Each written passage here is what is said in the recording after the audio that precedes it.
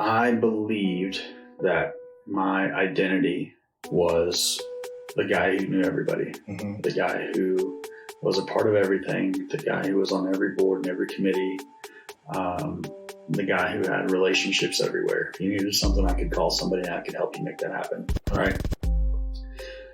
That was my identity, and that was my value. And both of those statements are wrong. Right. Both of those statements are false.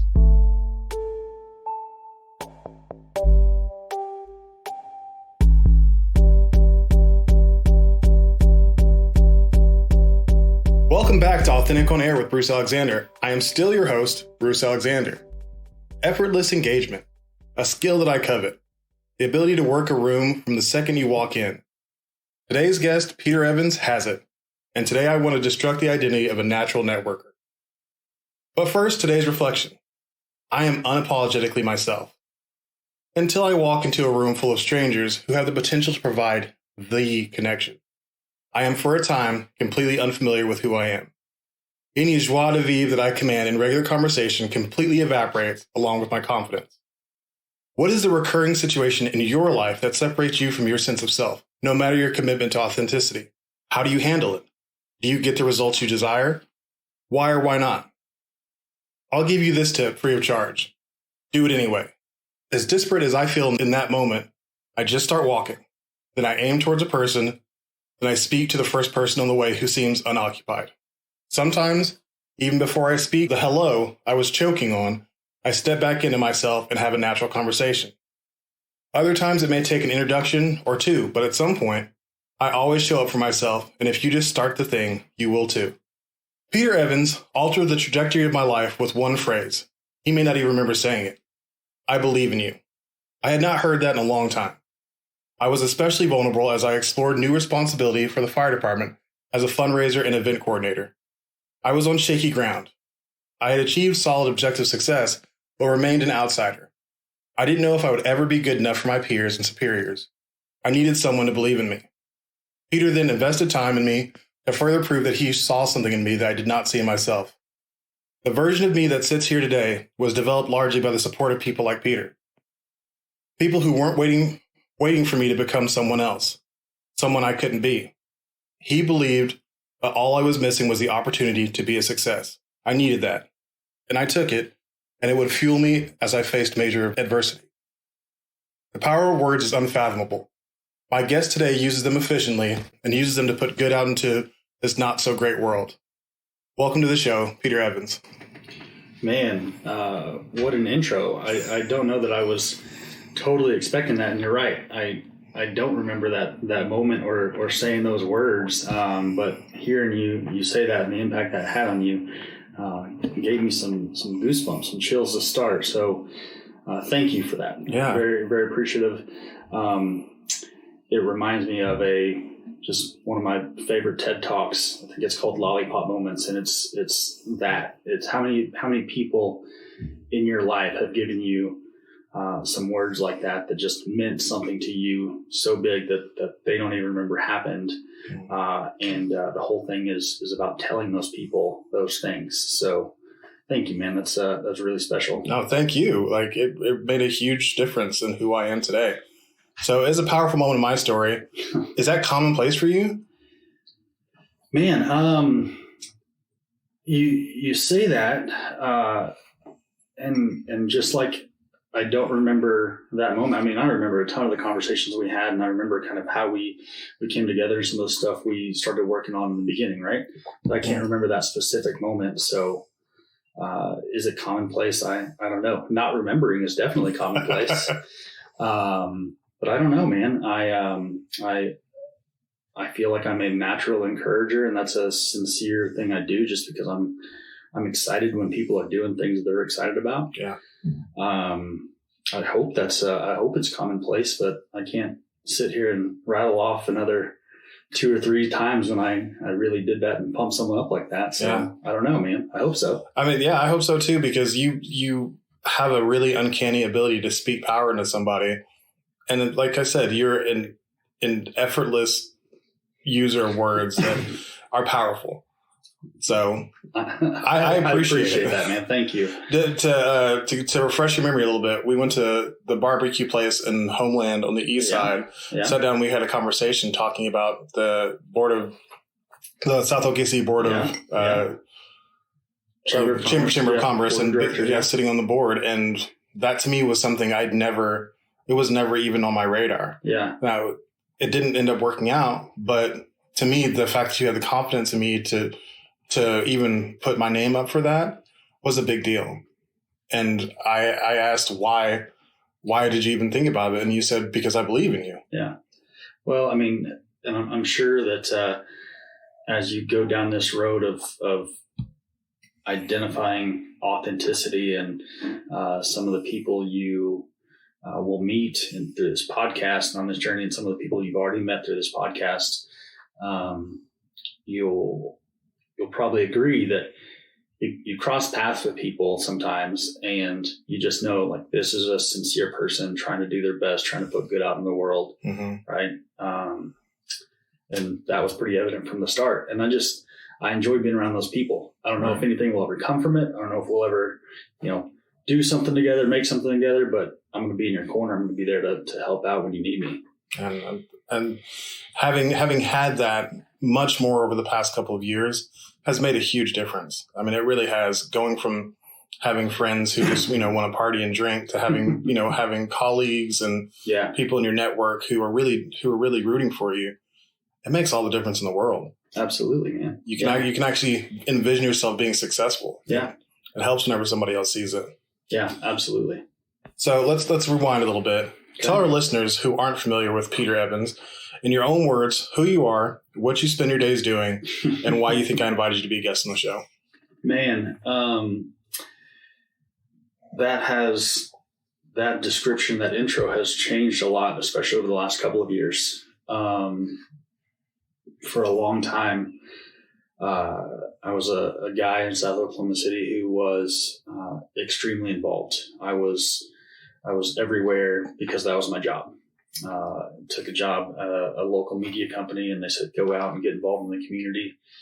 And that's what I did, and got involved and met people, joined boards, joined committees. And for a long time, I thought that was my identity. And so when I got the question of who are you, what do you do, it was always that, right? That led me to the Police Athletic League, where I was the executive director for almost 8 years. And again, that was very much my identity. But I didn't really know any better. I was young. I took that job at 27, I think. Mm-hmm. Again, just started the networking, and it became so easy to make that my identity, right? And then when I left PAL in 2020, I struggled with that. That was a big struggle because it was my identity. I didn't know who I was outside of that person who was involved in every board and every committee and knew everyone when you walked in a room. And so I struggled with that for a long time. So who am I now? My faith is an important part of my life. I try to be a man of God first and foremost. I'm an uncle, and that's a huge part of my life. Shout out to my little nephew who just turned 2 yesterday. That's super exciting. I'm just someone trying to figure out how to be more of my authentic self, coincidentally. Right. I'm going to skip ahead a few questions because you talked about your nephew. So board of directors for the South OKC Chamber. Yeah. And Mount St. Mary High School Board of Directors. Yeah. The OKC Good Board of Directors. The Capitol Hill Main Street Board of Directors, Exchange Rotary Board of Directors, and on and on and on. What is about service that gets you going so much, but also is the most important title you have, Uncle? What is it about service that gets me going. The one thing I've been certain of for a long time is that I feel called to serve. Serve others, help people, encourage people. And so when I am introduced to people who are trying to do something good, really trying their best to accomplish something, I want to be a part of it. I want to be your cheerleader. I want to help. If I can do something to help you in that journey, if I can take out an obstacle, whatever, I will do it. I'm just so excited when people are doing things that they're passionate about. So you listed off all of those boards, and the commonplace there is that those boards were all doing something really cool, with some really great people involved. I've met some of my best friends through those engagements. And I just wanted to be a part of it. I just wanted to help. So that's where I got to. And again, back to the identity, I thought that's who I had to be for a long time.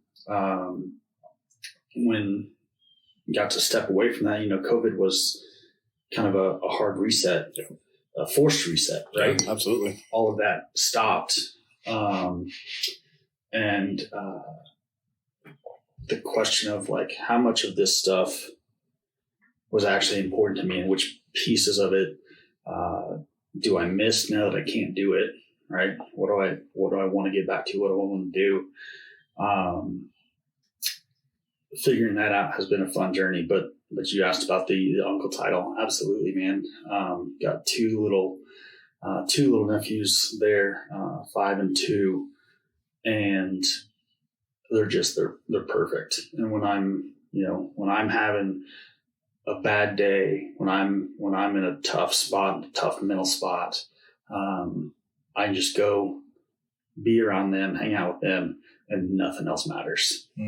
And it's such a great way to refocus on what's important, and just what makes me happy.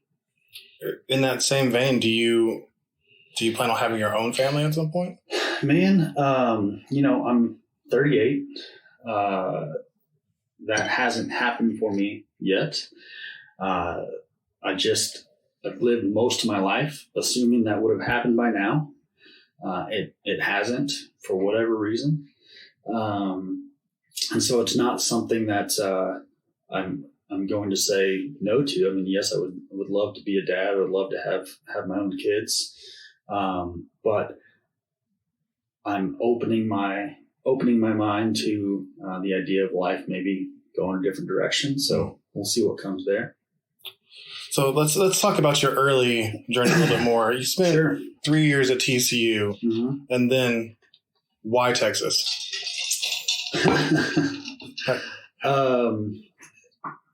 I grew up in a very small bubble here in Oklahoma City. And also, you got to keep in mind, it was in high school. It was class of 2003. So I grew up in a different Oklahoma City than the Oklahoma City we live in now, right?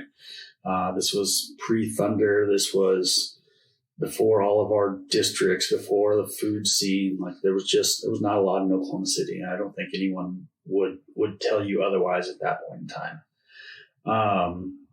Grew up in a small bubble, and I felt like I grew up around a lot of people who were pretty content in that bubble, and I wanted to do something different. And so I knew I wanted to get out of that bubble. So I started looking for ways to just go out of state for school. Around this same time, 9/11 happened.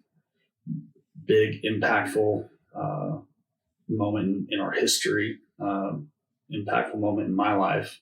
And we were showing up to school that morning, to my physics class with John Kilty. He was my teacher at the time. He had recently retired from the Navy.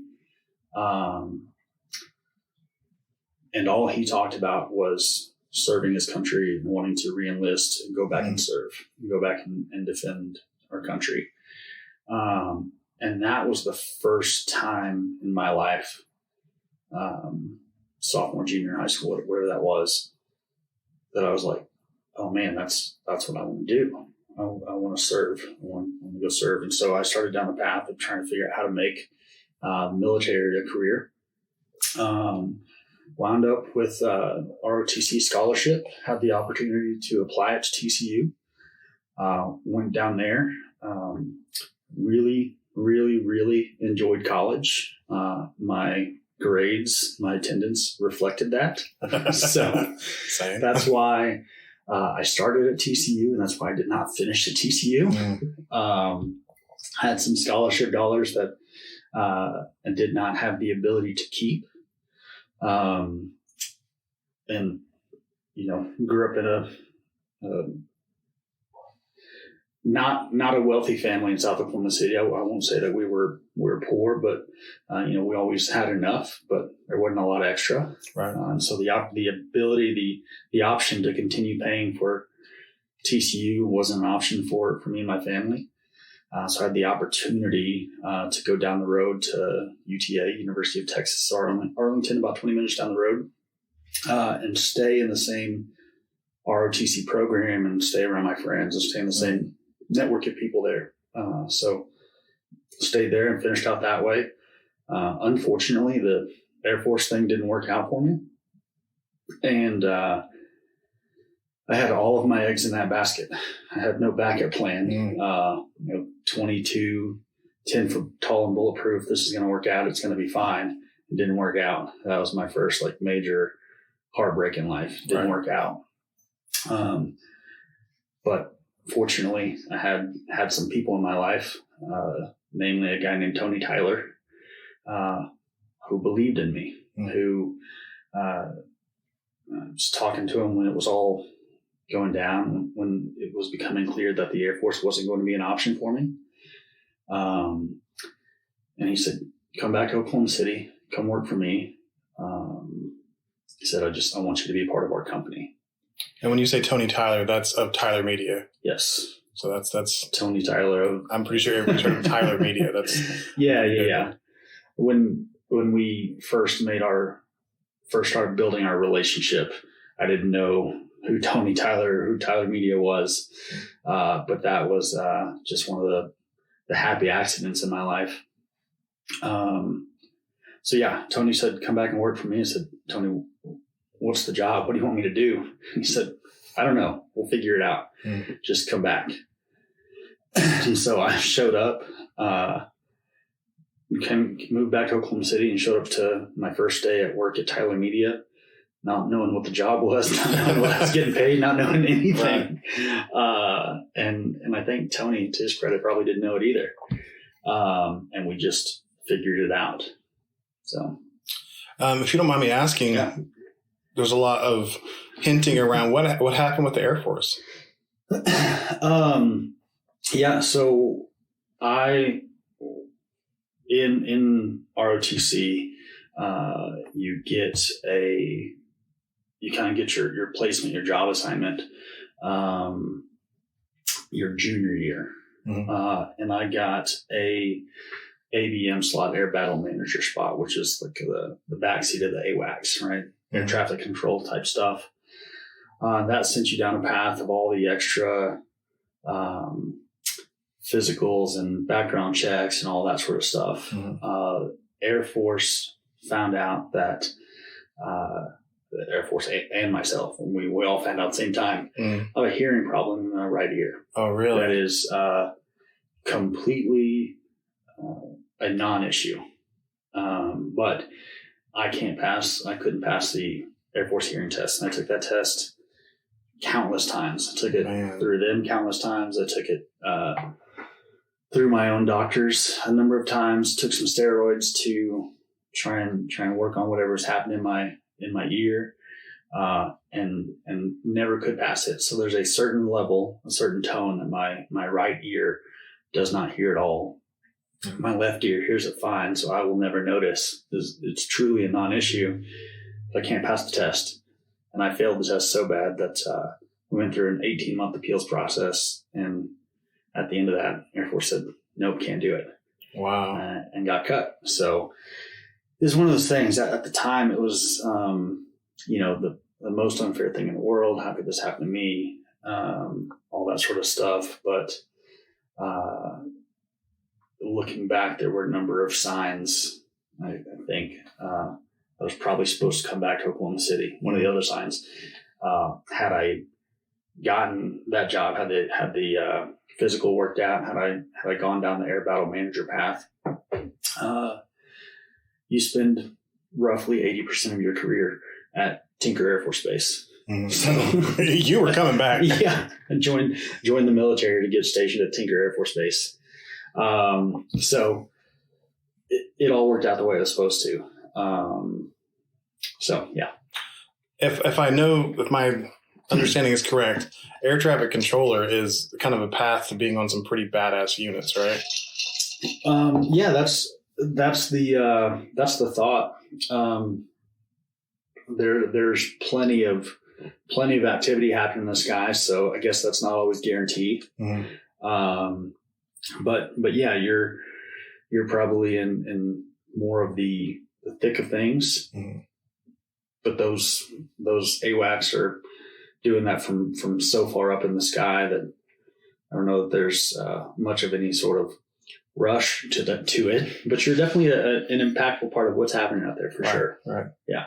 Okay, so I mean, it's definitely not what I was thinking. The way that you hinted around it, I was like, "What did you do? Like, why did the Air Force find out about you? That they're like, well, we can't actually do this with you after all this time and money that's been invested in you." But no, that's really unfortunate. They, you kind of set your graduation year. At least this is how it was when I was there. I don't know if things have changed over the last 20 years or so. That's weird to say, right? But the military, the ROTC programs, academies will commit to too many kids, and then they'll have to spend some years cutting kids. Mm. And then they'll cut too many kids, and they'll have to spend some years commissioning kids. And so they can tell you ahead of time, the year you're set to graduate is probably going to be a commission year, probably going to be a cut year. And those are just things, and when you're in a cut year, they just say, don't give them a reason to cut you. Right. You'll probably get cut. Mm-hmm. And there was a reason, and I got cut. And that's what it was, man. Small one. So, but what a lot of people might not realize about the ROTC program is that's essentially a minor, and you are being trained to be an officer in the military, which means that at the ripe old age of 23, 24, first day on the job, you're going to outrank 70% of the people in the military. So you're going to outrank the chiefs and the master chiefs who've been doing that job for 15, 20, 25 years, yeah. Right? And who carry more weight than you and who just are better at their job than you'll probably ever be. And yet they have to call you sir and they have to salute you, right? So you go through a lot of leadership training and how to handle that responsibility and how to work with those groups. Know that the authority that you come in with, there's given authority that's kind of given to you with your rank, and then there's influential authority that you earn. And so there were, just looking back, I didn't know it at the time, but looking back, there's so many things I learned there that applied to so many other aspects of my life, especially later on when I came in as a young civilian working with the police department in a group I carried no authority over. Right. So a lot of things that worked out in a very interesting way. So in the fire department, we learned about command presence, mm-hmm. and having heard a little bit more of your training, yeah. That makes sense now, yeah. Because you have that effortless ability to kind of like exist with confidence in a room. That's the command presence. And yeah. that's a good little look into how that exists for you. And, maybe you don't feel it, but that's the way it comes across to people who are in the space with you. So that's the first tip. That's how you get there. Military training. Well, I'll tell you, you say it's effortless. It's definitely not effortless. The other thing that surprises people who only know me in those settings is that I'm very much an introvert. I've always said that I'm an introvert who gets paid to be an extrovert, right? I'm an introvert with extroverted tendencies. And so, especially let's look at the rooms you've seen me in, the places you've seen me work the room, right? Like you say, those are relationships that have been cultivated over years, right? So it's taken me a long time to feel comfortable in that space. But we walked into a new room of people today, I'd probably be the guy on the wall, grabbing a drink or some food. And if I find someone to talk to, great. If I have an opportunity to leave 20, 30 minutes in, also great. So, and that's one of the bigger tricks I use is like know somebody there. Yep. If you can just know any one person there, even if you're not like the best of friends, just have somebody you can walk in and talk to pretty quickly, it's like establishing dominance. Like, hey, this is my party, even though it's not, you have a touchstone to feel comfortable in case things go sideways and you feel totally out of place. Like this person knows me, I can talk to them. Well, and take that a step further. Once you do know someone,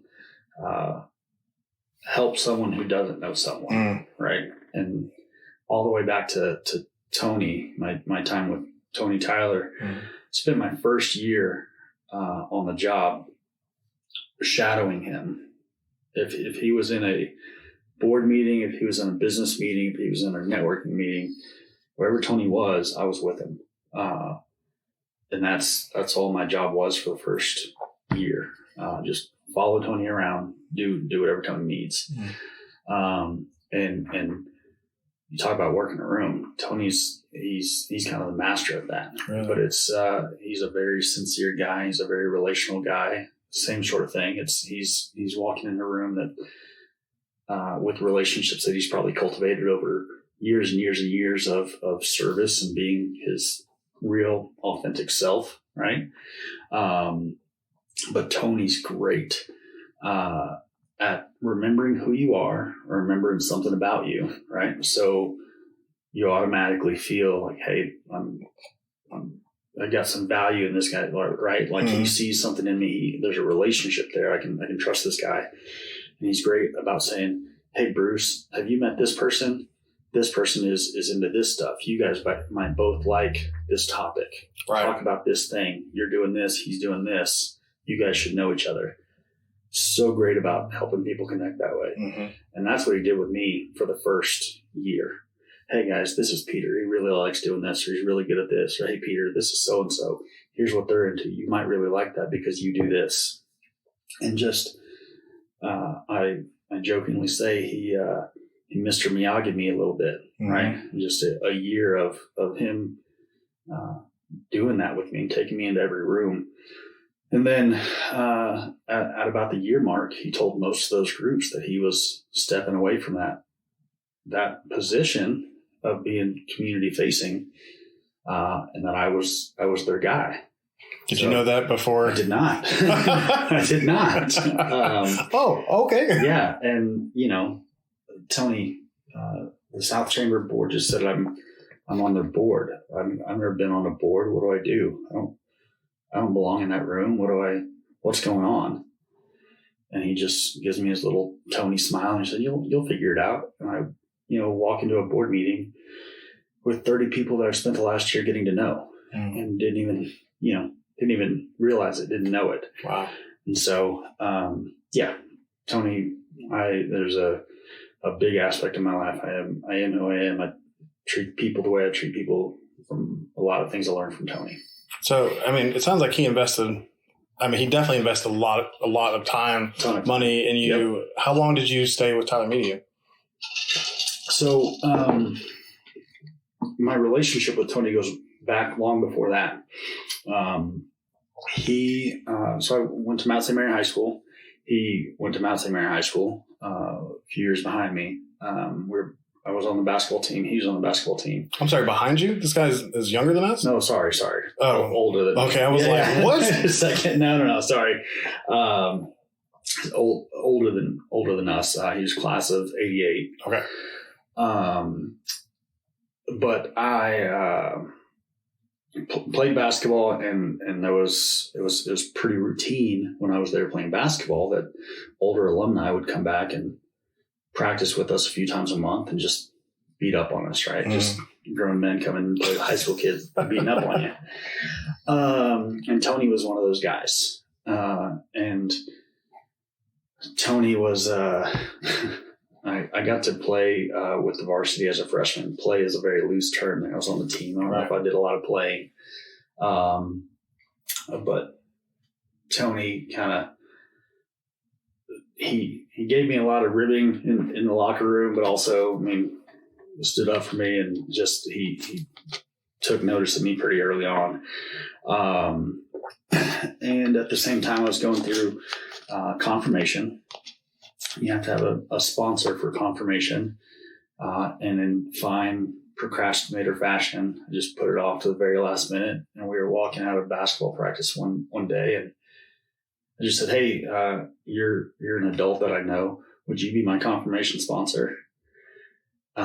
And little did I know that was just going to start my path down a lifelong journey with Tony Tyler. So that was probably 99. I went to work for him in 2009, and I stayed there until 2013 when I left for PAL. Mm-hmm. And the other cool part about it, back to Tony just being incredible. At that time, I had been on the PAL board for about a year. Really fell in love with the Police Athletic League. And they were operating without an executive director. They'd never had one before. It was always just a police-led program. And the board had a fundraiser that was starting to do pretty well, raising a lot of money. And so they said the next step is for us to hire a director. Let's go that route.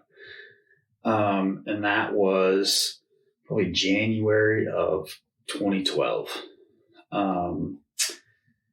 And I started thinking about it and said, I think that's something I want to do. I want to give that a shot. So I started talking to a couple of people about it.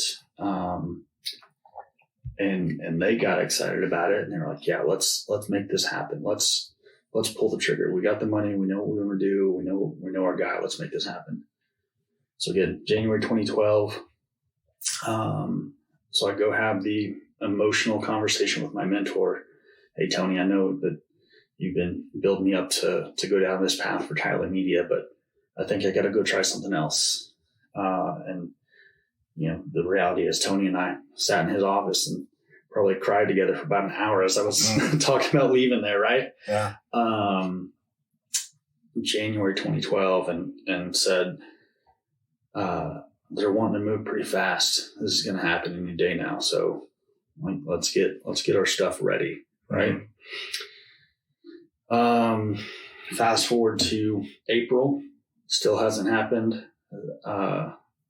Fast forward to June. At this point in time, we've pieced all my Tyler Media obligations out to coworkers or new hires, knowing that I'm going to leave. June of 2012, still hasn't happened. Pal hasn't made the decision yet. Hasn't even started the process of looking for someone yet. Still saying, yeah, any day now. And Tony essentially let me keep. So we had a plan where now that I'd passed my stuff off to everyone else, I'd spend some time making sure that they knew how to do the things we passed to them. After we got that done, we're probably in July, August, and I literally have no reason to keep my job at Tyler Media. There's nothing for me to do there. Pal still hasn't come around yet. And Tony tells me, show up here every day, spend your first couple hours making sure nobody needs anything around the office, and spend your afternoons out looking for other jobs. Interview, talk, network, do whatever you got to do. Go find the thing you want to do. This PAL thing's not going to work out.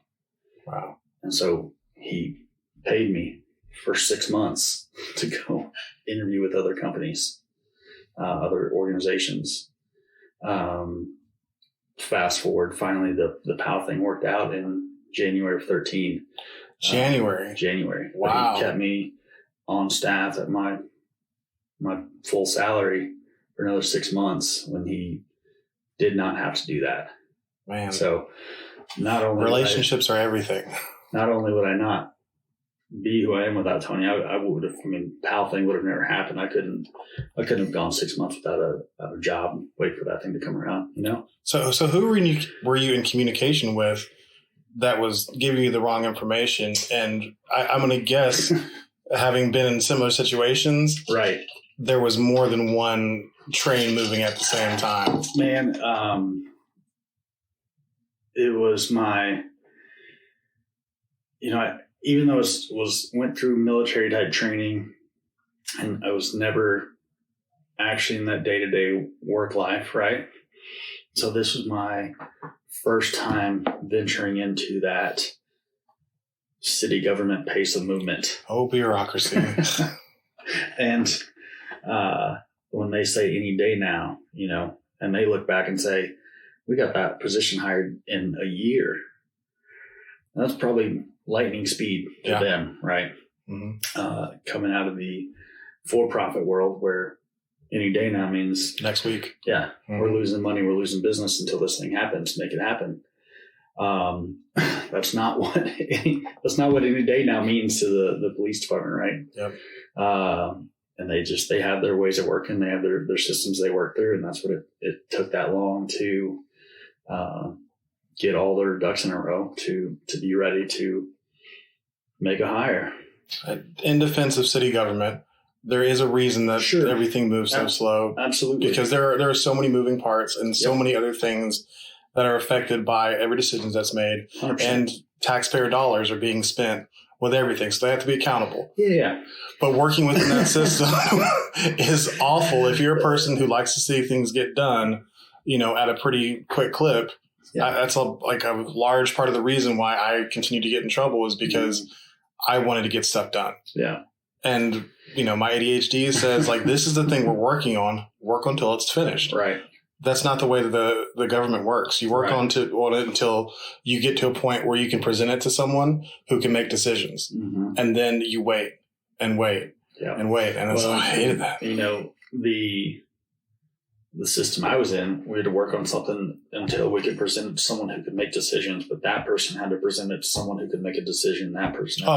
Same. Up the chain, right? And again, not meant to be a knock on anything. It was just different than what I was used to. And so had I understood that better at the time, I would have described the situation better. But I took their any day now as a me and you any day now. Right. It was not. So, we've talked in length about the learning curve that existed for both of us coming from military or paramilitary backgrounds going into it and being in these administrative positions is definitely very difficult to learn. Sure. And it's easy to struggle. I probably shouldn't have struggled as much as I did because I kept making the same mistake because not out of impatience, but out of ambition. Yeah. Wanting to be successful. Yeah. And that's, it can be a dangerous thing. Mine was impatience and immaturity, man. Immaturity might have been part of it too. Looking back again, I took that job at 27. I probably did not have the relevant experience to get that job. Mm-hmm.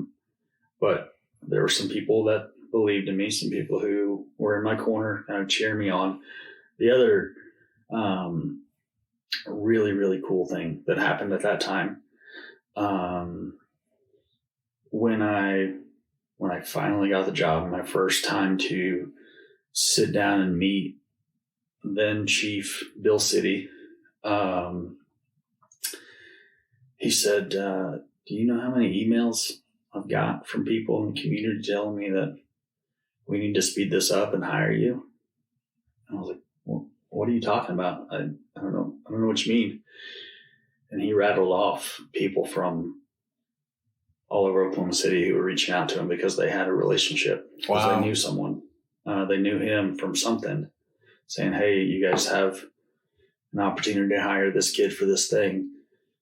Do it. Wow. And those weren't things I asked for. Those weren't things I expected.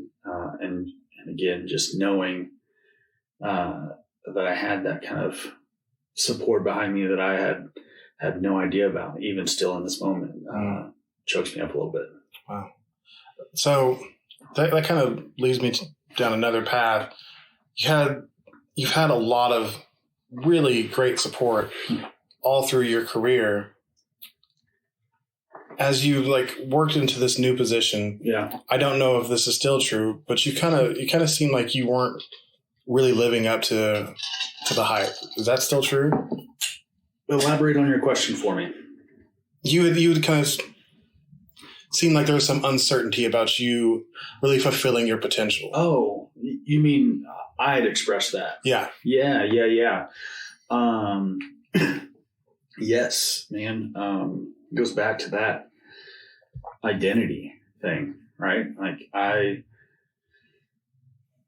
I believed that my identity was the guy who knew everybody, the guy who was a part of everything, the guy who was on every board and every committee, the guy who had relationships everywhere. If you needed something, I could call somebody and I could help you make that happen, right?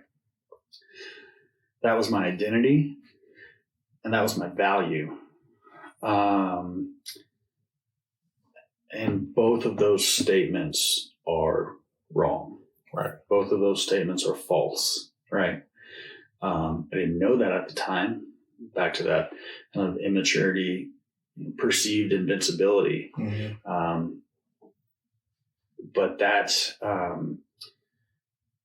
when I got to a place in my life when it was too much, it was too much to carry. There was too much anxiety. There were too many plates spinning, and I couldn't do it because I'd set up an unsustainable trajectory, right? When I got to the place where I couldn't do it anymore,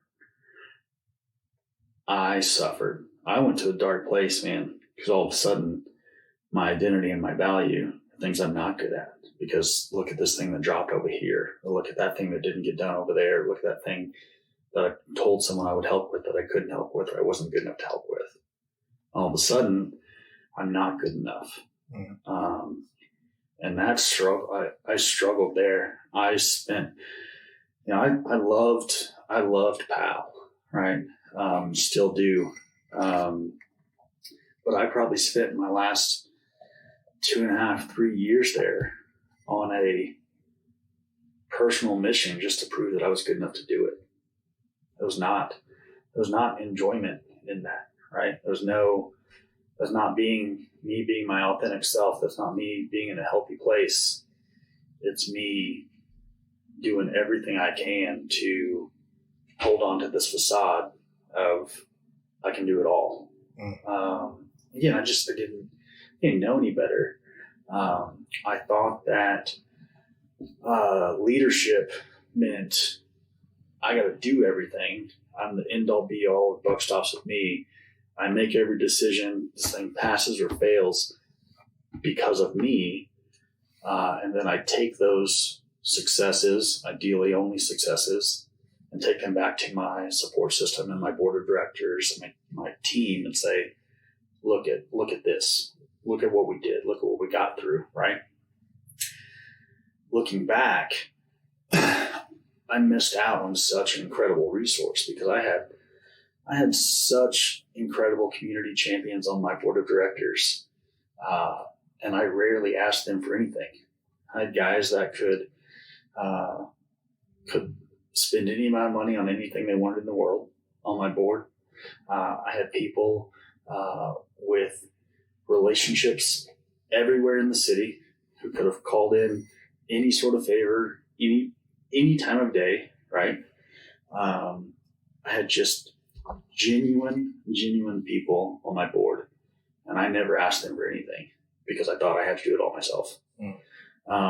And again, that's not what leadership is. And it's not, it was just unsustainable and unhealthy. And so again, the last couple of years I spent, my time just trying to prove to myself, to everyone else that I was good enough to do it.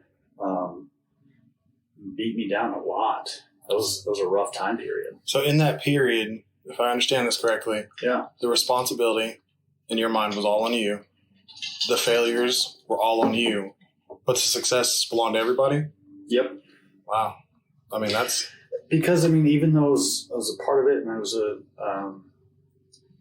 the leader in many cases, I was never comfortable with the, hey, look at me, right? Like, it was a team win, a team effort. But if something failed, if something broke, it was, I'm gonna carry this, I'm gonna take this heat for everybody else. Yeah.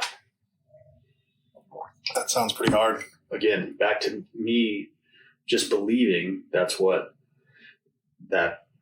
my value came in. Here's everything I can do to take a burden off of your shoulders without replacing it with another burden. So what did that dark place look like? Man, a lot of isolation. There's anxiety, there's depression, there's really, really, really negative thoughts that just go to bad places. Yeah. And again, being the guy who knows everybody and is involved in everything, I can't show up to your board meeting and with that kind of attitude, right? Mm-hmm. So not only was I carrying that, I also didn't feel like I had any place to show it. Again, even though I had guys like Tony Tyler still in my corner who would have carried that burden with me all day and has since. I couldn't let anybody know. I couldn't tell anyone. And so, man, talk about whatever the exact extreme opposite of authentic is, right? Like, I was showing up every day being a completely different person, being absolutely not myself. I needed help and I couldn't tell anybody about it. And that's, I've talked about this in depth, that authenticity is not just about showing the best side of you to everybody. Uh-huh. It's about when you're struggling. Of course, it's not for everybody to know your struggles, but those people who care about you and have invested in you, it's about showing, hey, I'm struggling, and giving, as Derek and I talked about, giving your friends an opportunity to friend. Letting them have a chance to be there for you like you've been there for them. Man, giving your friends an opportunity to friend. It was probably 2018, 19, 20, somewhere in there, when I finally gave my friends an opportunity to friend. Wow. And that was heavy too, man, because I felt like I was coming to you saying, hey, the person you've known over the last 10, 20 years is not the actual guy who I am. Mm-hmm. Here's who I really am. And I had this scenario built up in my head where all these people were going to be like, that's too weird. That's too much, too heavy for me. Good luck to you. Right. And just leave. Yeah. And man, my friends showed up and continue to show up today in such a big way when all that happened. There's a quote, and I'm going to butcher it. I love quotes. I shouldn't butcher this one, but it's something like, people will notice you for your abilities, but people will love you for your vulnerabilities. Mm-hmm. Right. So it's pretty close as far as I remember. Yeah. And that's real, man. So how long do you think in all you were in that place where you were really covering up that, where not the place where you were misassigning your value, but the place where you felt like you were failing and you were hiding it from everybody. How long do you feel like you were in that place? 2017 to 2020. I can almost give you the dates. 3 years. That's a long time. And so when you finally revealed yourself to your friends, did that feel like a NASCAR freaking just hitting the wall? Did it just... Man, it was... So a couple of things. The first person I told was my girlfriend at the time. Again, this is probably like 2017. And she said something insanely profound to me that most everyone else will probably just say like, yeah, duh. You dummy, come on. I was having this is kind of when the whole thing was starting, and I kind of let her in on some of these thoughts and feelings I was having. And she just said, you don't have to live like that, right? I was like, what?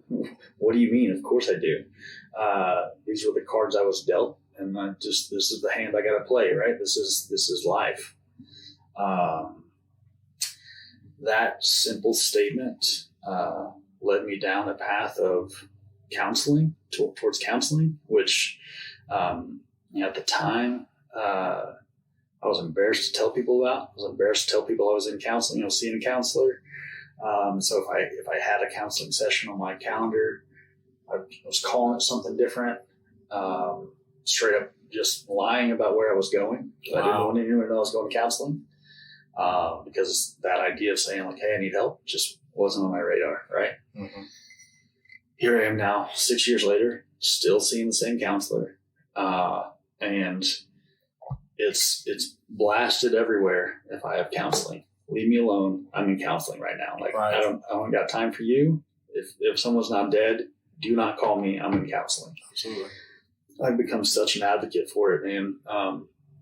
Mental health counseling is something that's, thankfully I think we've come out of most of the stigma around that sort of stuff. Mm-hmm. People are talking about this now, but we still got to talk about it a lot more, especially, I was raised I'm half Hispanic. I was raised by the Hispanic side of my family. I think you see a lot in minorities of here's how you're supposed to act. Here's how you're supposed to let emotion out. And I'm sure everyone, minority or not, says, yeah, I was raised with some of that too, or I see some of that too. So I'm sure it's not unique to me and my situation. But man, we got to talk about it a lot more. Yeah. Mental health, saying, hey, I'm not okay, I need help, is a big deal. Yeah. And so I started going to a counselor in 2017, and it took 3 years of counseling before I could tell my first friend, Tony Tyler, coincidentally, took him to lunch at Charleston's and 240 in Penn and cried through the entire thing saying, I'm not okay, I need help. And everyone, I said this to another great friend of mine, Liz Acklin, who's been a friend of mine for 10 years now. Told her to another buddy, one of my TC buddies, David, who has been one of my best friends for 20 years. I'm terrified to tell these people of here's who I really am, I need help. Every one of them not only showed up and friended in a big way, but they also said like, yeah, man, me too.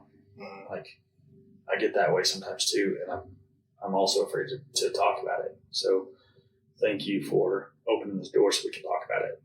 Another buddy, Drew, a TC guy who happens to live here, same sort of thing. And just thank you that we can talk about these things, right? Yeah. And so having all of these people say, yeah, man, me too, that was such an incredible weight off because, that anxiety, that depression, one of the factors there that just multiplies that feeling, and for me at least, was the isolation. Mm-hmm. Feeling that what I'm carrying, what I'm going through is so unique to me you wouldn't understand it. Right. And everyone else is like, oh yeah, I completely understand it. Here's my scenario. Here's my situation. That sounds just like that. I need help too. So for 3 years of counseling, was one of the main goals the entire time to be able to be honest with your friends?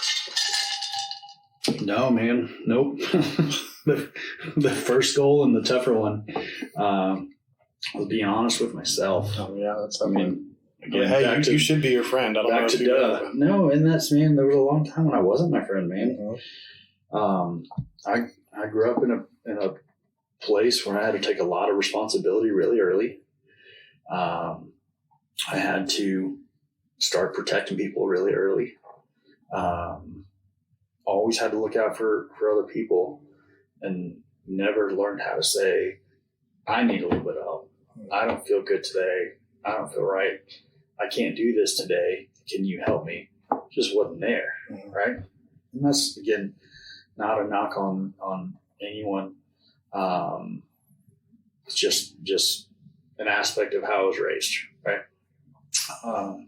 Taking that into life and back to, that's where my value comes from. Value comes in a place where I'm going to be there when I say I'm going to be there, and I'm going to help you do what you're trying to do, right?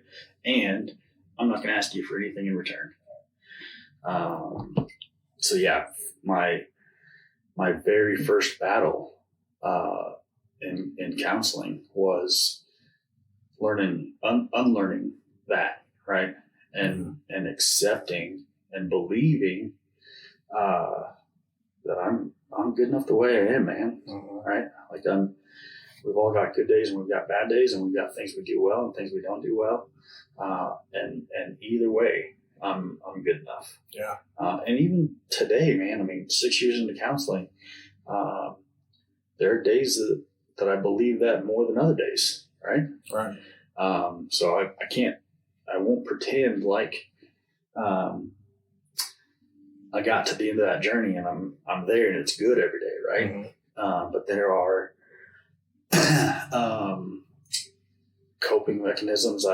healthy coping mechanisms I've learned. And I know who my people are that I can reach out to when I'm having a really bad time. Yeah. And I'm still in counseling with the same guy. So, yeah. There really is no end to that journey. No, there's not.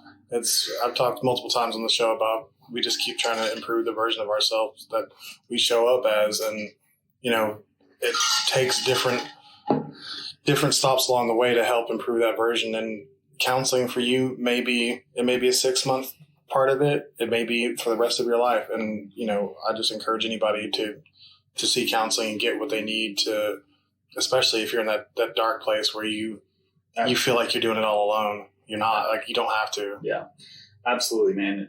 And fortunately, we're in a place now where it is talked about a lot more.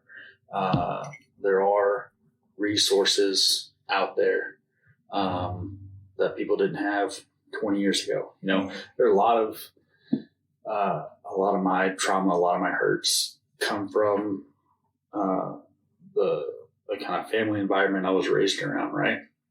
And there was a time that I associated a lot of blame in that. It's your fault. You did this, right? Mm. But now as a 35, 40-year-old, realizing that these people that I held blame towards for so long were 35 and 40-year-old people who were struggling, who had no outlet, right? They didn't have resources. They weren't encouraged to talk about it.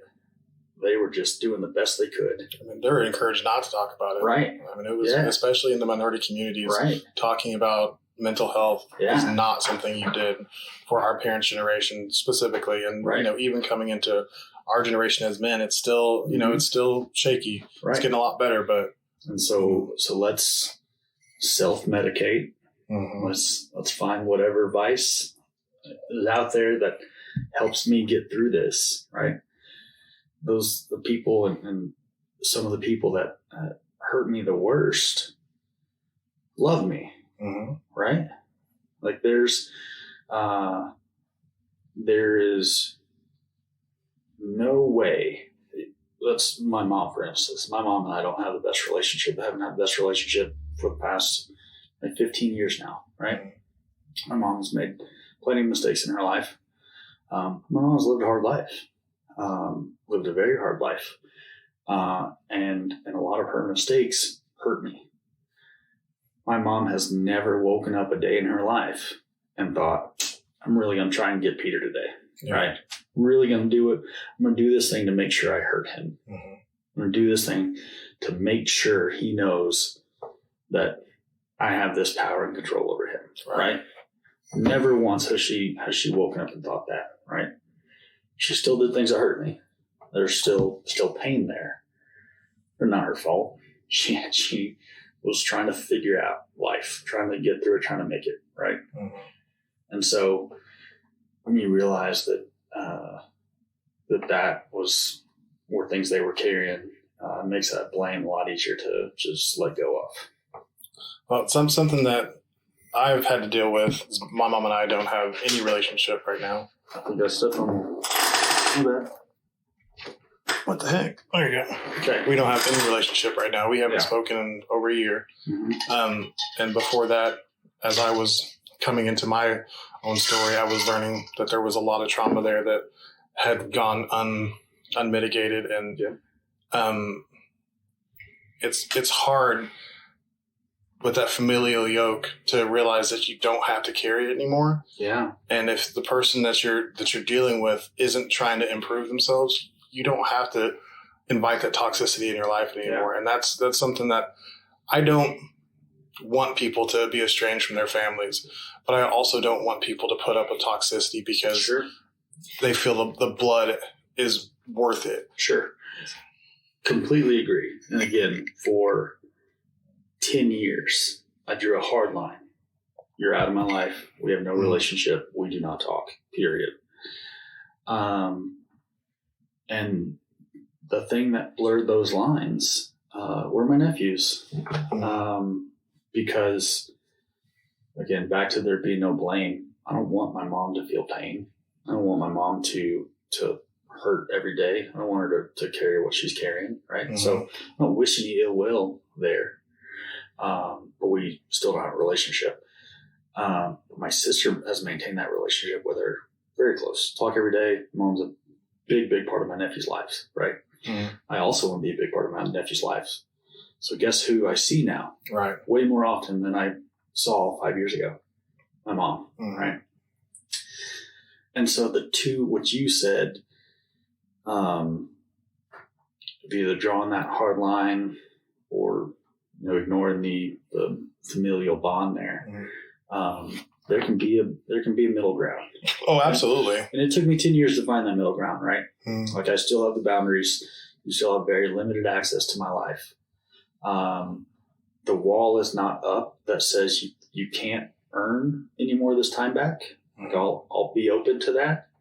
But I still have my boundaries in place that say, if you do this thing, if you cross this line, I'm just going to remove myself from the situation. Right. Right. And again, it doesn't, when that comes now, it doesn't come with blame. It doesn't come with as much hurt as it used to come with. It's just, hey, there's my line.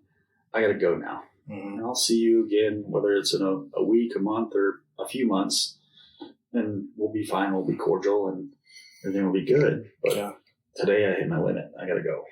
Right. Yeah. For me, it's just about not inviting it in. Yeah.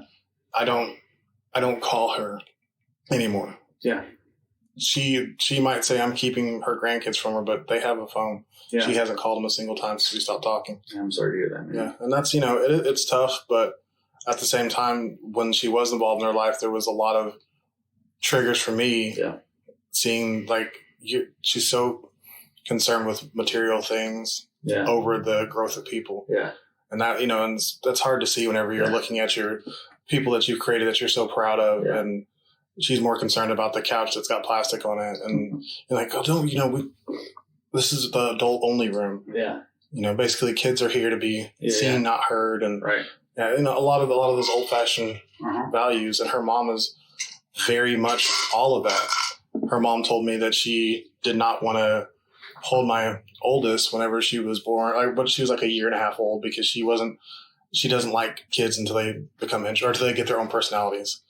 So she just had no desire to hold my kid. Yeah. And I was like, wow, I see where it all comes from now. And I was exhibiting a lot of those same, tendencies. And that helped me see, like, you have to take a hard look at yourself and be careful. Man, that's not the truth. Also, another just kind of a funny experience for me. And back to a relationship I was in at the time, same girlfriend who helped me go down the path of counseling. Mm-hmm. At the time, my sister was pregnant with her oldest son, and she wanted to have a baby shower. And my girlfriend and I were pretty serious. And she wanted to invite my girlfriend to the baby shower. And my mom was coming to the baby shower, right? Mm-hmm.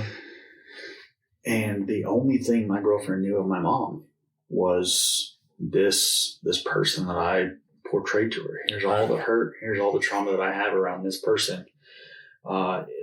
Is all based in addiction and all sorts of other bad things. So I painted this picture of who my mom was. My girlfriend said, hey, your sister's invited me to this thing. Your mom's going to be there.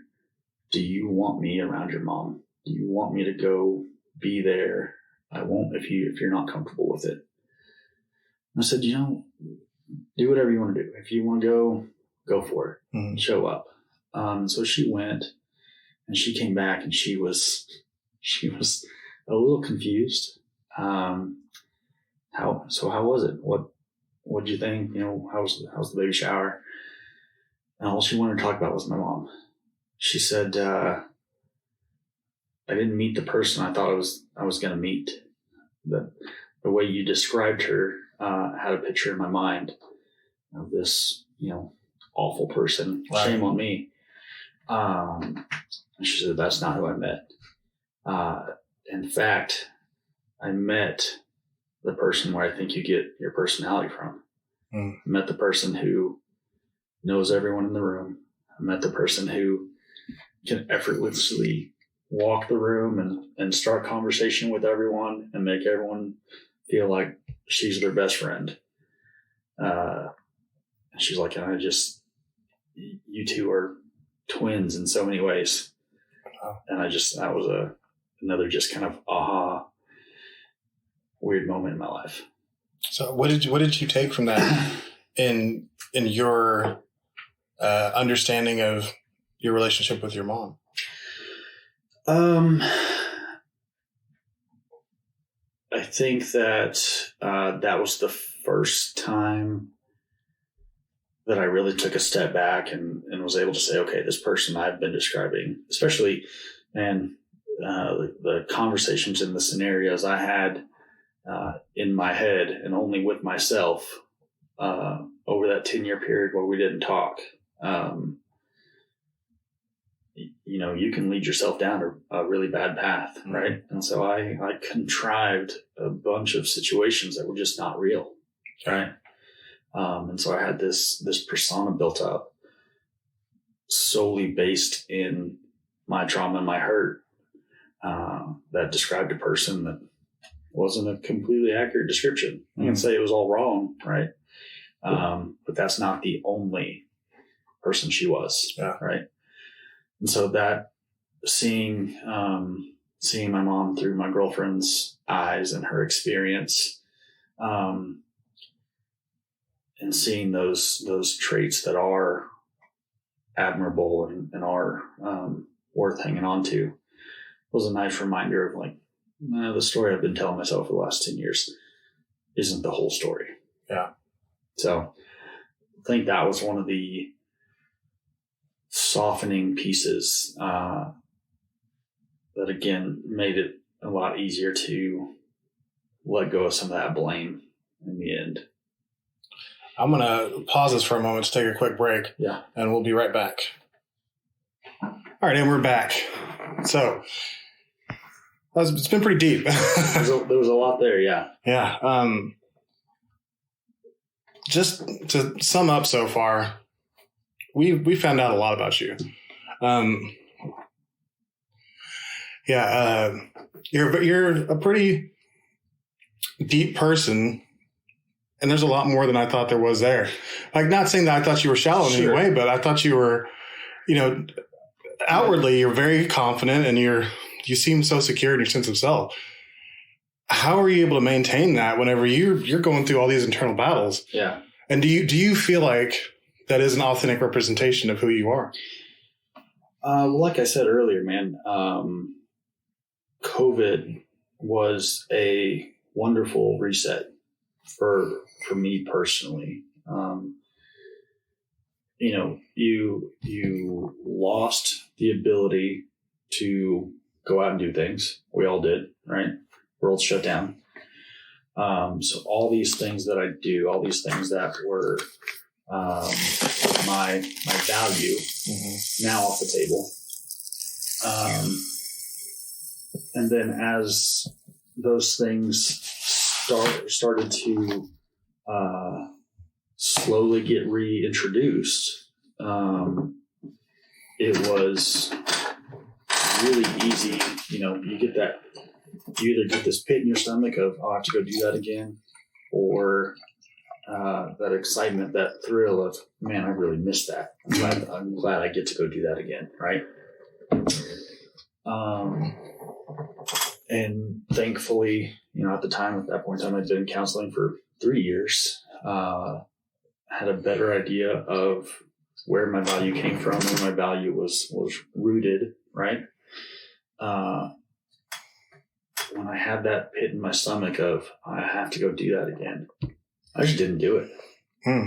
So I loved those organizations I was on boards of, right? Love them, still do. I wasn't there for the right reasons all the time. And so that was a line I drew. Like, today I'm on one board. Wow. And frankly, I'm on one board because that one board has a very low commitment. You need me twice a year. Wow. Cool. I can do that. And I got very okay with saying no. I got to say no to this. Not good for me right now. And so that has helped me be more authentic, right? So if I'm somewhere, if I'm getting involved in your thing, if I'm helping out, I want to be there. Mm-hmm. Like, it's real. So do you think you could have reset those boundaries without that forced reset of COVID?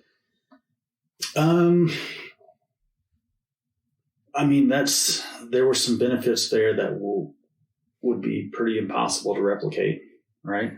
Mm-hmm. There were some professional changes in that same time that changed my role, and especially now, I'm in a spot now that my community involvement now is irrelevant to my job. My company now doesn't need me involved in the community. They're excited when I do stuff, and excited that I'm part of the team, and excited to support the things that I want to support. But it's not a reflection of my success in my job like it was with PAL and some of my other roles. So, professionally, my time at PAL was coming. So those changes probably would have eventually come. Mm-hmm. What I think COVID did, COVID exposed a lot of who you were, mm-hmm. both individually, professionally, as organizations. If you were a group with good leadership, you probably found some really great ways to get through COVID and thrive and come out on the other end. If you're an organization with bad leadership, you probably struggled in COVID. You probably struggled to come out on the other end, and you might not be around today, right? Professionally speaking. So I think COVID just sped up a lot of timelines that people and organizations were on. So I'm sure I would have come to this realization. I don't know if I would have come to it as quick. Right. So you talked a little bit about stepping into the role of director of account management for Bridge Road. Yeah. we met shortly after you had started this new job. And I remember you saying that you were heading into unknown terrain and you were a little freaked out. Yeah. What did the transition look like for you? Man, again, stepped out of community relations roles in organizations that were heavily based in and around Oklahoma City, where my network and my community relations were invaluable, right? And I was in roles that, frankly, I could probably do in my sleep. It was not meant to be any sort of cocky statement, just the acknowledgement of like, I knew my job, I knew how to do it well, right? And I could go do it. Into a role that was completely foreign to me. Not only that, I was hired for that relationship building ability, but I was dropped into a virtual world. Right. And relationship building with someone over Zoom is different than relationship building with someone over coffee or food, right? Just different. And it was something that I had no background in at all. Stepping into a world of HubSpot and working with a lot of tech-based companies, I had to learn to speak a language that I never spoke before, right? And I had to learn to work with a type of person that I'd never worked with before. And so I stepped into an organization, and I'd come from places where, again, I'm hesitant to say this because I don't like the sound of it, but I'd come from places where I was kind of a big deal. Oh, I'd agree with that. I don't like saying that, but that's where we are, right? Yeah. And I stepped into an organization where I am the weak link. I am the bottom. Like I'm miles behind everyone else here in what we do. And that was humbling. That was really humbling. And I spent my first month or so thinking, I messed up. Yeah. I made a mistake. I should not have done this.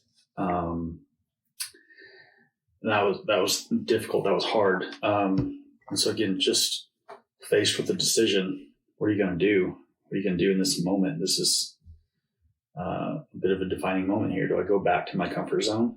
And that, man, I got a call about a month or two into my current job, from that comfort zone, saying, door's still open if you want to come back. Had an opportunity to run away and go straight back to what I was good at, and just live a comfortable life. Made the decision of, I want to figure this out, right? Because I want to be something that I say to myself on a regular basis as a hype up kind of reminder. I want to be someone who can do hard things. Yeah. I can do hard things. So I literally say that to myself multiple times a day. I can do hard things. When I have to have the conversation I don't want to have, when I have to do the task I don't want to do, when I have to go take on the project or learn the new skill, I can do hard things. Yeah. And that self-talk has been a big deal for me. But in that moment, when the comfort zone is saying, come back, we got you, come on back, we'll make it nice and cushy and easy for you. I remind myself, like, I want to do hard things. I can do hard things. So was your reluctance to go back to the comfort zone, was that about redefining your identity and separating yourself from that I am my relationships mentality? A little bit, for sure. But I can just kind of, for me, living in that comfort zone, I want to be pushed. I want to try new things. I want to have challenges, right? and those weren't going to come in those roles. Right. And so I was faced. I had two positions in front of me: the comfort zone position that had a ton of security, but I was at my ceiling, right? Or the new position that had little to no security, but had a ceiling that I couldn't even see yet. And so what did I want to do in that moment? I wanted to bet on myself. I wanted to gamble a little bit. And so that was the deciding factor there. I want to go push. I want to go see what I can do with this opportunity. If you had not had spent the last, 5 years previous in counseling, do you think you could have made that decision? Probably not. No. Because, so the decision to take the job I'm in, was probably the first time I made a decision for myself with no one else in mind. And what I mean by that is I've spent so much of my life afraid to let other people down. Right. And the role I was in was at OKCPS. And I got there because of relationships. Dr. Sean McDaniel, who I'm a huge fan of, superintendent there, what he's done with the school district, the type of leader he is, the type of person he is. Again, just somebody I want to be around. He called me up and said, "Hey, I want you on team OKCPS. Here's a role I have, and I want you to fill it. Come do it." And so I took that job, and 9 weeks later, I got this other job offer. Yeah. 9 weeks. And so having to go talk to Sean and say, "Hey man, I know you just opened this door for me and you believe in me and you're my biggest cheerleader. But I've got to go try this other thing." That was hard. Because again, I feel like I'm letting you down. Yeah. I don't want to let you down. I feel like I'm letting you down. And in wrestling with those, when the second job offer came, and I'm sitting there thinking, do I take this job or do I stay where I am with OKCPS? The only thing that was going to get me to stay at OKCPS was the fear of not wanting to let people down. Yeah. It had nothing to do with what was best for me, right? It was just, I have to stay here so I don't let people down. So I don't ruin these relationships for people who like me, right? And having the ability that I practiced and I built in counseling to say, that's not where my value is. My feelings, my desires, what I want matter also. Helped me take this job. Yeah. So yeah, I don't think I would have been able to do it without that counseling. That's I feel like a big part of figuring out our identities is separating other people's dreams for us from what we really want. Yeah. And, I think it's great to have people supporting you and helping you fulfill your dreams. It gets dangerous when other people start to dream for you. Yeah. Because I've already done it with my kids and started to lay out a path that I think was like, oh, you guys do jujitsu. Great. Right. So I built this whole big dream around it, and then they didn't want to do it anymore. Yeah. And it crushed me. Yeah. But I had to back away and say, okay, like I'm letting my stuff affect you. Yeah. That's not what especially with your own kids, like that's not what it's about. And, friends are the same. You're there to support their dreams, not your dreams for them. And just like with your kids, you didn't do that with bad intention, right? No. You did that because you want the best for them. Absolutely. And you think you know what that path is. And you might be right, but there are certain aspects of that they're just going to figure out for themselves, right? People want their own paths for you. But something else I've noticed, it's not rocket science. There are going to be people at every turn who tell you can't do something. And that's a reflection of what they think about their own abilities, not what they think about yours. Right? They're telling you, you can't do that because I can't do it. I know I couldn't do that, so you can't do that. Right?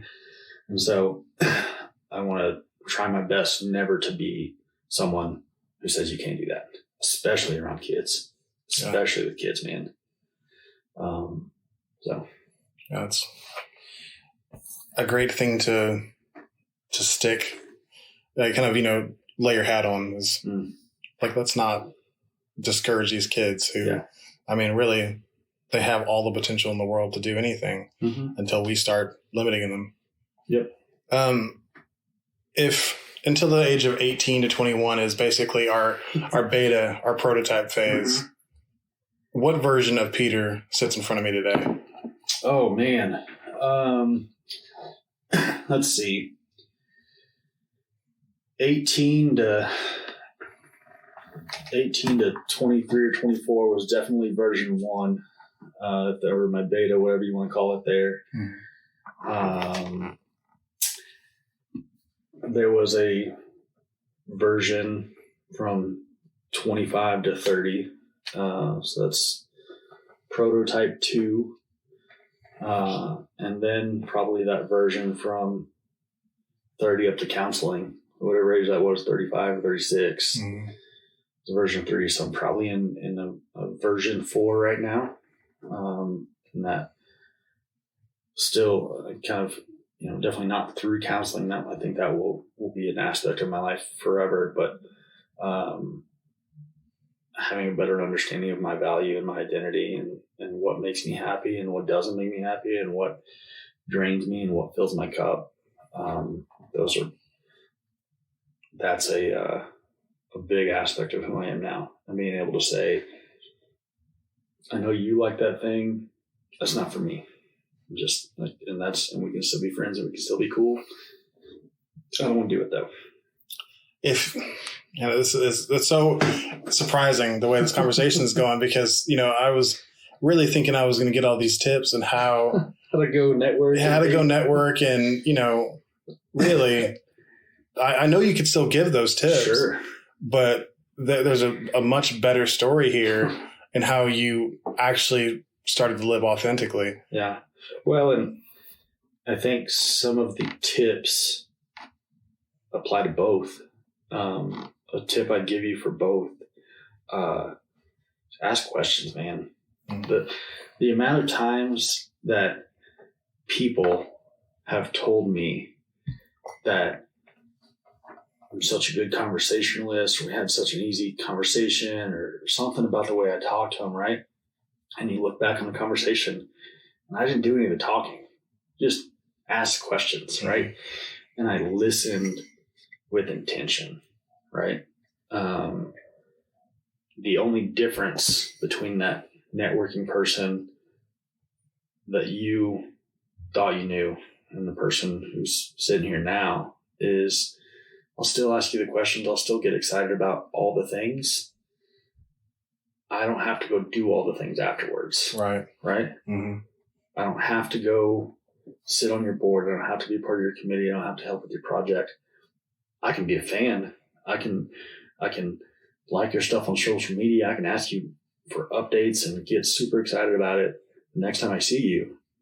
The guy before felt like I had to go help if I was asked to help. Mm-hmm. And now I have the ability to say, either that's not for me or I don't have the capacity right now. Right. And acknowledging that I've got to save some of that capacity for me is not a skill I used to have.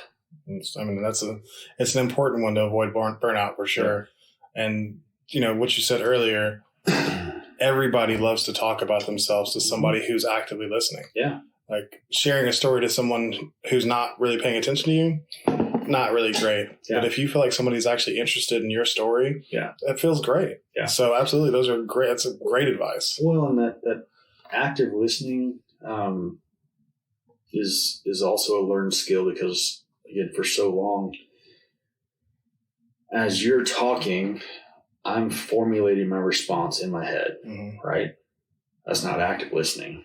Like I'm not I'm worrying about my response. I'm worrying about how my ability to comprehend what you're saying is coming across right. That's not active listening. Mm-hmm. Truly active listening is a skill you have to learn. It took me a long time to learn. But man, if you are excited about something, I don't care if it's something that is completely foreign to me. I want to hear you talk about it. Right. There's a fun example. I work with a different level of introverts now. And there's a girl in my office who has roly-polies as pets. Okay. Right? Yeah, that's a different level. It's different, right? Did you know there are multiple species? And, no. And here's what they are, and here's how they live, and here's what they eat. And this girl can go on for days about roly-polies. I'm never going to have a roly-poly as a pet. Never going to do it, right? Mm-hmm. Not in my interest level. I can sit there and listen to her talk about it all day. Yeah. Fascinating when she talks about it because she's so excited about it. Yeah. That's such a cool thing. Not something I'm ever going to do, mm-hmm. right? Probably never going to help you do this. Probably never going to, get into any sort of roly-poly related project with you. But I'm super excited that you're doing this. I'm super excited that you found this thing that you enjoy. And I like to see you get excited. So tell me. Is learning to just be interested, not so much in the topic, but just in the excitement of the speaker. Is that a learned skill as well? Or is that something that's always been there for you? I think that part of it's always been there. Mm-hmm. The learned skill was just being able to hear it and accept it and move on, right? Not how can I help? How can I make this better? How can I prove to you that I can add value to what you're doing? Right. The value I can add to most of the conversations I'm in now is that I think that's really cool. Mm-hmm. High five, man. And great. Go for it. Go on and keep doing what you do. Yeah. And that's what you're talking about is on the other side, a really important relationship tool because I'm still, over 15 years into my relationship with my wife, still not great at just listening mm-hmm. without trying to fix her problem. Mm-hmm. And that's not active listening. That's, trying to be a problem solver, trying to, that's not what your partner needs most of the time. Most of the time they just need to be able to talk to you. And I can say that all day long, but practicing it it's hard. Do you ever ask ahead of time? I've gotten better at saying, hey, do you just need me to listen or do you want me to help you solve this problem? Do you need support? It's hard. Do you need a solution? It's hard. It's still hard. It is hard, but man, I've had coworkers I've had that conversations with. I've had relationships that I've had that conversation with. And man, if you tell me I just need support, I can turn everything off. Yeah. Right. Just my brain is not working. I am solely focused on you and the words coming out of your mouth. That's it. And that was a learned skill that took practice for sure. Now, if you tell me that you need a solution, you need help, I'm going to go into work mode and we're going to take some notes and we're going to get a plan together. But if you tell me you just need a solution or you need support, bring it on. What do you got? As in a co-working situation, mm-hmm. what does it look like just being supportive? Because to me, usually if you're talking about something that, is some sort of conflict at work, you should be trying to work towards a solution. Man, especially when you're in the leadership role, right? If you're the leader of the organization, of the team, of whatever you're on, again, I felt for a long time it was my job to be the solution, mm-hmm. right? And I worked with someone, her name was Brittany Ward, who sometimes just needed to vent, right? I had a tough exchange with one of our volunteers or one of my schools not doing what I needed to do, or this thing didn't go the way I wanted it to. She called me out. She was saying, I don't remember what we were talking about, but I remember her saying, I don't need you to fix this. I'm just frustrated right now. Cool. Next time you don't need me to fix something, tell me. I won't. That's great. Take it off me. And so that, from a professional standpoint, that's probably where that habit started. Hey, I know you're coming in hot right now. Do you need support or do you need a solution? Mm-hmm. And if you need a solution or you need support, cool. Shut my door, do whatever you got to do, and I'm here to support you. Yeah. So, yeah. And I've talked to my wife about this. I think it's just something about how my brain works. Yeah. I'm like, no, you don't have to ask me that question. I want to fix it. Right. Like whatever it is, I'm talking to you about it because I want to fix it. That doesn't mean be unkind to me. And that's something that she's had to work on is sure. I do want your advice, your support. You telling me it sucks. The thing I want to do sucks, or, being unkind with your words, not helpful. But coming from a different perspective and providing support, and I want it. Like, please help me figure this thing out. I have spent a lot of time. It's something I nerd out over a little bit, and I really enjoy. Different personality assessments, right? Spending time in those, both in what my personality assessment says about me, but coworkers, relationships, friends, what their assessments say about them, right? Mm-hmm. And learning communication styles and the way people process things. I had a coworker at Norman Technology Center who I thought hated me, right? I'd come to her with an idea and she'd be like, oh yeah, okay. And we'll just walk off and we'll just never talk to me about it again. Mm-hmm. Right. I was like, man, she doesn't like anything I want to try. She is not supportive. And then we, as a team, we all went through this personality assessment, and she was in this group of people who just need time to process. Right. And I don't process out loud. I process in my own kind of quiet little corner. And here's how I do it. And here's how long it takes me to make a decision. That changed our whole communication style. Right. Yeah. So again, with your wife, kind of what I said about your mom or about my mom earlier, I doubt your wife is ever like, I really hope I hurt his feelings today. Oh no, right? Absolutely not. Yeah, for sure. Never would she really think them. Maybe you earned that sometimes, but rarely does she say that, right? So again, the other thing I say is often in relationships is, hey, if I say something that hurts your feelings, you have to tell me, right? Because I can guarantee you I didn't mean it. Mm-hmm. I didn't mean it to hurt your feelings. So there's a miscommunication somewhere. So if I said something that hurt your feelings, we have to pause, stop in that moment and talk about that thing. Mm-hmm. Because one of us is misunderstanding something. So let's reframe it. Let's talk about it. So I know what I did to hurt your feelings, or you know what you did to hurt my feelings, mm-hmm. right? We have to stop and talk about these things as opposed to just hanging on to it forever and letting that build and build and build, right? Yeah. And I definitely agree with that model. I unfortunately can get into that, into the bad space where I do say things to be hurtful. Yeah. It's something that I was raised by. Yeah. My parents were very mean to each other, and that's the model I grew up with. Yeah. As generational trauma, I've done a pretty good job of breaking, but it's something I have to be honest with myself about and say that conversation was not useful. Yeah. I was mean. I said mean things, and I hurt my wife, who I care about very much. And it's a continual process of being honest and knowing that she loves me enough to accept me anyways. Right. And being the person is like, I was an asshole. I'm sorry. Let's make this very clear. I can sit here in this safe podcast room with you, with my buddy, and talk about these things and say all these nice, wonderful things about how you should act and how you should approach life and the mindset you should have, right? Mm-hmm. In no way does that mean that I get it right every time. Right. Right? Mm-hmm. There's no way I get it right every time. I hope I get it right every time. Yeah. I hope I have the ability when I get it wrong to say, I messed that up. I didn't do that right. But even that, I don't do that right every time either. Right. So much easier said than done, man. I mean, but the awareness is what's so important, of knowing that I'm not perfect. I don't get it right every time. I'm trying to, improve on it.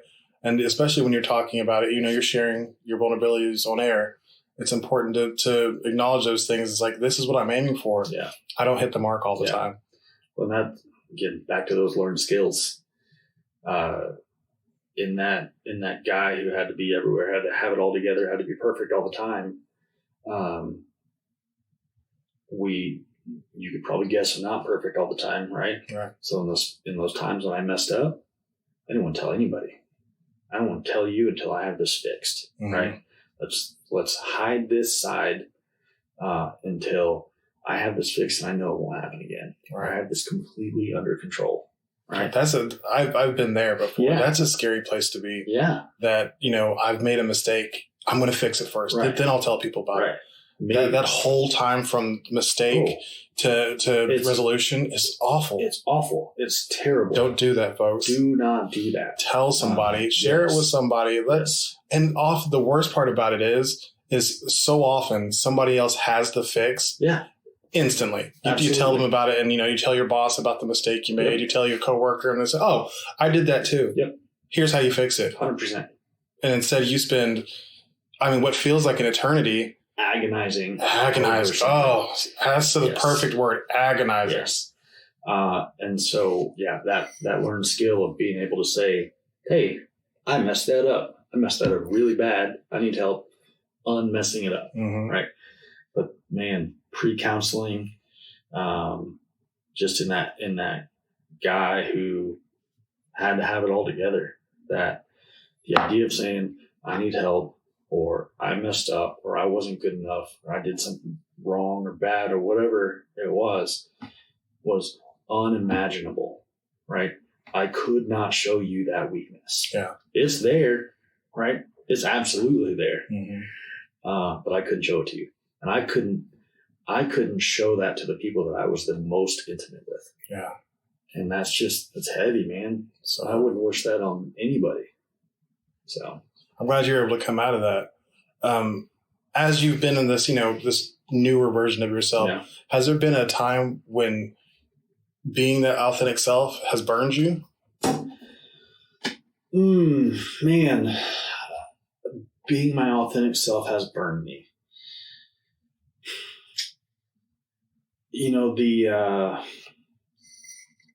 The idea of breakups hurt more now.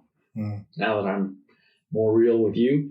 That time when breakups happened, I had one a couple of years ago that just messed me up in a way that I've not been hurt before. But I also opened up in that relationship in a way I'd not opened up before. Right. So there are things like that where it hurts more. I feel more of the feelings. Mm-hmm. But I don't think being authentic has ever burned me. And in those moments where it's potentially burned me, I gave you too much and you took advantage. And, I kind of see that as a way to say, thank you. Right. You showed me your cards. We're on different paths, and good luck to you. That's why I asked this question. Yeah. I try to ask it every episode. I don't always, but I try to, because very seldom can people think of a time when it did burn them. And in cases where it did, it's a valuable lesson. Yeah. Or like you said, you loved harder than you ever have before.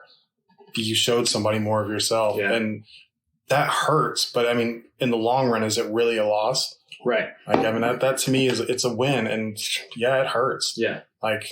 Oh yeah. That was definitely a win. And again, things we talk about in counseling, talking about the hurt that I felt there, but just the fact that I put myself out there, I was vulnerable, and I felt that hurt, was a win, was a giant win, man. Yeah.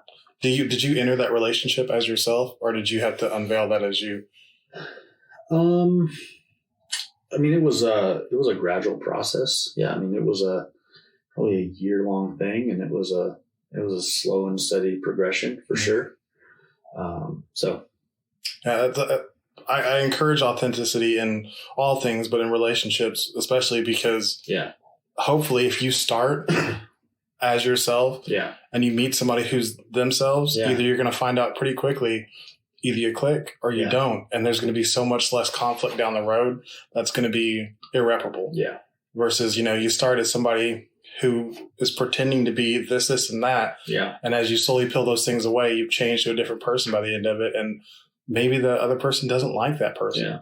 And that's fair. I mean, Sure. it's, and also you grow in these processes, and hopefully you grow together instead of apart. But, honoring that is important. Something that has helped me in that journey, specifically in relationships. You saw this guy who was confident and could work a room and all that stuff. The path you set us on for this conversation, right? Mm-hmm. And here I am telling you that's not all of who I am, right? I lost kind of where I'm going with that, but that inability that type of relationship building that I had for a long time. Mm-hmm. Like, and even here now, we talk about some deep things, right? Right. Not all of it was deep. Mm-hmm. You might hear my story, you might hear parts of it and think, man, that's deep. It wasn't really deep. And so I have to say that in that relationship building. Hey, I know I told you this thing, and on the surface it's heavy. And it might sound like a big thing, and it is a big thing. But if this relationship progresses, we're going to have this conversation again.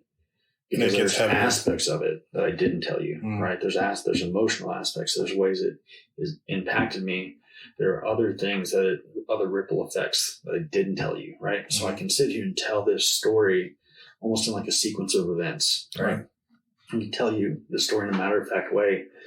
For a long time, people, especially in relationships, thought, and myself too, thought I'm opening up, I'm being vulnerable, I'm being authentic. I'm not. Mm-hmm. I'm just telling you the surface of what happened, right? And so I say that often now too. I know we're talking about this thing. We're going to have to talk about it again. Mm. And after that, we're going to have to talk about it again. And after that, we're going to have to talk about it again, because I can't tell you this story once and tell you every aspect of what happened. And that kind of takes me back full circle to the very start of counseling. My very first session, he goes, what brought you in today? And I just lay out this whole story of life, right? Mm-hmm. And he just said, there's a lot there. It's a big story. And you sat here and told me that with not an ounce of emotion. That's not good. Right. You shouldn't be able to tell that story without emotion. That's what I want to get into. Mm-hmm. And I showed up thinking I want to get there and talk about my girlfriend and my romantic relationships and how I'm unhappy at work. Mm-hmm. And he's like, no. We're going to talk about this other stuff first. And once we get through all of that, we can get to girlfriends and work and whatnot. And here we are 6 years into it, still talking about that. Wow. Right. So, I mean, it's about peeling the layers. Yeah. And authenticity to me is about choosing who gets to see the core of your onion and who gets to see the first layer, the second layer, but being aware of it. Sure. And not just choosing for there to be one layer that goes out to everybody, because that's not true. Yeah. Not everybody deserves the same level of Peter. Yeah. Right. Saying that, is there anything else that you feel like you'd want to go deeper in right now that you'd want to just clarify? Or, I mean, I don't know that I have anything that I want to, nothing comes to mind on what I want to go deeper and clarify. But if you're still listening to this podcast, I mean, we've been here a while now. Mm-hmm. I didn't mean to try and beat Derek's record, but I'm not be touching it. But something I read recently, and it was Brene Brown, Power of Vulnerability. She talks about the importance of time to be creative and time to play, and how we, as kids, we have all the time in the world to be creative and to play, mm-hmm. and we lose that as adults, and how important that time is, right? So, if you're still listening, if you want a good read, pick up Power of Vulnerability. But my big takeaway from that was the importance of creativity and play. So find things that allow you to be creative or allow you to play, where nothing else matters. Mm-hmm. I've been running a lot lately. I'm not the smallest guy out there. I've never been a runner. But that time now, I've found a way to enjoy that time almost as my play. And when I'm out trying to get some miles in, emails don't matter, social media doesn't matter, who's texting me doesn't matter. I'm just out and just out doing my thing, out playing, and that has been so rejuvenating for me. So find ways to be creative, find ways to play.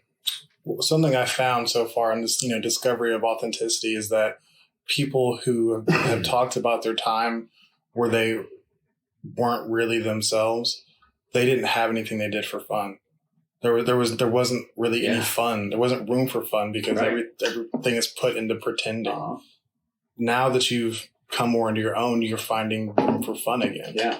And so, I definitely give credit to Brene Brown because I've been hearing her name a lot, and I know who she is. I haven't read any of her stuff, but I think it's so important to, one, look at if you are having any fun in your life. Yeah. Two, look at if you're not, why aren't you? Yeah.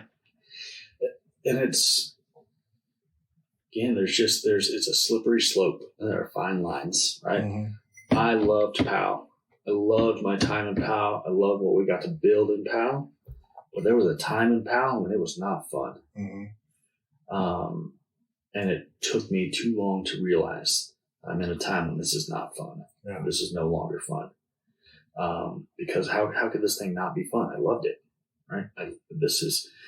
I'm getting to make such an impact. I'm getting to meet so many people. I'm getting to be a part of so many cool things. How is this not fun? Yeah. It's not fun.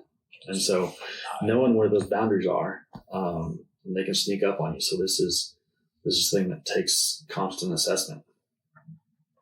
Man, you mentioned the time. We're coming up on 2 hours. Oh man, sorry. So no, please don't apologize. I think it's been such a valuable conversation and really surprising. And I'm so glad that you've been so vulnerable and you've shared such a deep journey with us, because I think it's so important to hear, especially from the people who look like they've got it all together, to hear that it's a journey for everyone. Yeah. It looks different for everyone, but it also is the same for everyone. Yep. We all hurt. We all, try to hide or deal with that pain in different ways. But really, honesty is the path. Getting to that place where you can share yourself with others, especially the people you love, and be honest about it. Life gets better. Absolutely. 1,000% better whenever you're living authentically. Absolutely. Couldn't agree more. So what's next for Peter? Well, today, I'm going to go celebrate my nephews, man. Little guy turned 2 yesterday. We've got a family birthday party. So, I'll see my mom. I'll see some family that I've had some of those boundaries with. And so I'll do that until my cup is empty. And then I've got some plans tonight with some people who fill my cup back up, so I know I need some of both. Yeah. So that's what's immediately next for me. Professionally, I'm kind of staying where I am. I'm enjoying this path of learning to do hard things that are outside of my comfort zone, out of my control. That's been a fun challenge for me. And I think that's as far as I can tell you, man. Well, I'm curious about this because you've talked a lot about your mom. Yeah. On this episode, you've talked about your family some. Yeah. Will you tell your mom about this podcast? Ooh, that's a heavy question, man. Right? Because I think about if my mom was listening all the time, because I talk about her a lot. Man, I don't know. And I don't know if I can. I don't know how long it would take me to sit here to formulate an answer. I don't know as an answer. It's okay to not know. I don't know. Yeah. I just think it's interesting because this is, a very vulnerable place, and people come here and feel safe enough to talk about things that hopefully they're cognizant of the implications of. Sure. But because I don't think anybody's come in and just trashed anybody. Sure. But at the same time, your mom would probably hurt her feelings to some degree. I mean, that's I would be lying if I said that thought didn't cross my mind, because I did listen to some of your stuff with Derek. I did kind of know what I'm stepping into, right? And I know how you're going to promote it, right? And so I knew that there are going to be topics that we talk about that no one else knows about. Yeah. Is about to be out there, right? I don't know, man. We'll see what comes of it. But thinking about like in that emotion right there, yeah. What do you feel? Like, are you afraid? Are you excited to have that burden off? That because, like, I am not the only person who thinks that Peter Evans is is a legend in networking and really is one of the most confident people who walks into a room. I'm positive I'm not the only person who thinks that. I have peace in knowing that the people who need to know that right now know it. And I also have peace in knowing, like, the people who will hear this and accept it are probably the people I want to keep around. Yeah. Right. If someone listens to this and like, man, that's not the dude I thought it was, and he's weird, and I don't want to be around all that. Cool. Yeah, I love that fast forward button. I'm like, let's just skip to the good part where you leave. That, right. Like, Thank you. But the people who, maybe someone reaches out and says, hey, thank you for saying that, because it makes it easier for me to say it now. Yeah. Awesome. You're welcome. Like, come be, like, how can I be in your circle? Right. That's really what I hope for. And somebody like you saying it, I feel like really leapfrogs the level of power that it's going to have this whole show. The whole point of it is to help people be more themselves. Yeah. And somebody like you, who so many people think is already there, you're still working on it. Yeah. Absolutely. So it's okay that I am too. Absolutely, man. Yeah. Just another quote I remind myself of often. The people who care don't matter, and the people who matter don't care. Absolutely. So. Ooh. As Derek would say. Bars. Derek is good people. Talking about good people, man. I've been so blessed with the circle I've had of people who are willing to support me and come on this show, because they're wise people. They're people who've seen some stuff, and they're also kind enough to share their time with me and my audience.